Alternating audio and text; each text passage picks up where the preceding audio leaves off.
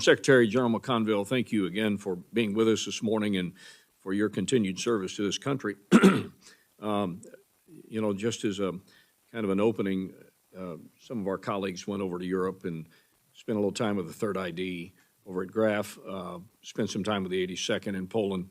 And I got to tell you, the ability for us to be able to move those forces into those postures with the speed and professionalism that we did, I think speaks well of the Army's ability to surge, and I congratulate you for that. I have a question about end strength.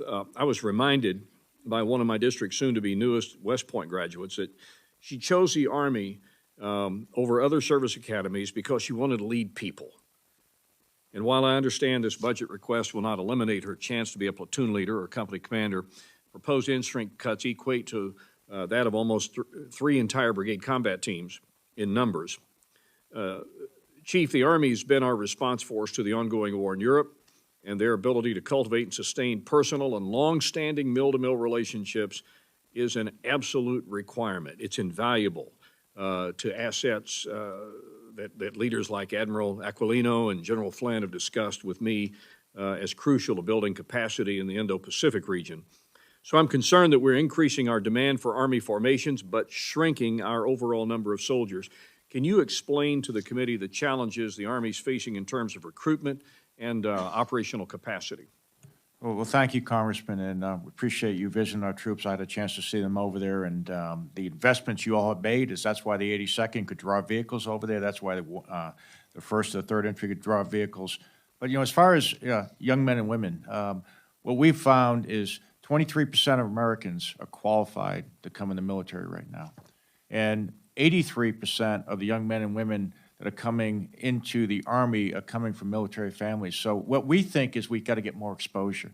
An interesting factoid is 44% of the young men and women that come into the military are coming from schools with JROTC. Not necessarily in JROTC, but the fact they've had some exposure to the military is really important. So we need help from everybody to explain the advantages of going into the military. I signed all 3 of my kids up and have a son-in-law, and I think it's a great place for young men and women to get an education and to develop their skill sets, and I think we ought to offer that to everybody.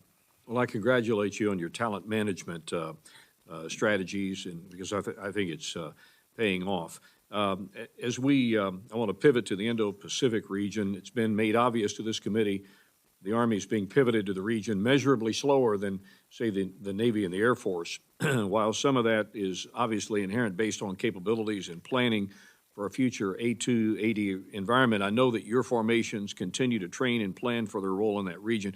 Can you briefly describe for the committee how certain training and mission exercises, say Pacific Pathways, enables the Army to uniquely prepare for a future fight in the Indo-Pacific, and how important the Army will be in that, in that case? Well, I think our peace in the region comes through strength, and that strength comes from allies and partners. You've all been over a chance to oversee Europe, and what I took away from that is having American soldiers on the ground makes a huge difference. And a lot of things we did, even with Ukraine, there was a lot of training, a lot of exercising that was done before that actually began. And we have a very strong relationship with Pacific Pathways, working with those countries, helping build their capabilities and capacity, and quite frankly, their will to defend their country. And I think that's very, very important. We continue those exercises and that we have a robust capability in the region with U.S. Army troops. Madam Secretary, last week the administration advised Congress that in the coming months, DOD is looking at one-for-one unit replacements for about 10,500 personnel that's been deployed in response to the Ukrainian situation. Of note, I believe it's General McConville's former division headquarters will be some of those tagging in. My question centers around these new deployments and the likelihood of them becoming cyclical in nature or perhaps even part of a permanently established footprint in some places, and the effect of these courses of action that could have on the Army's new regionally aligned readiness and modernization model. I understand that the decisions about this are still kind of out there a few weeks maybe from now, but can you comment briefly on it? Certainly, Congressman, and that's a great question. I appreciate you shining the spotlight on that. You're right. There is, the discussion about what ultimately posture in Europe is going to look like, after the conflict ends is still ongoing, and I think, will come to a head probably at the Madrid summit later this summer. But I think it is possible that we would see, potentially some rotational deployments over and above what we'd seen a year ago. And we are going to have to factor that into rearm. And we've frankly been keeping a very close eye on that because the units that are scheduled to go into the modernization windows, that's been very carefully crafted. It's been very carefully crafted to make sure that the right people are in those units.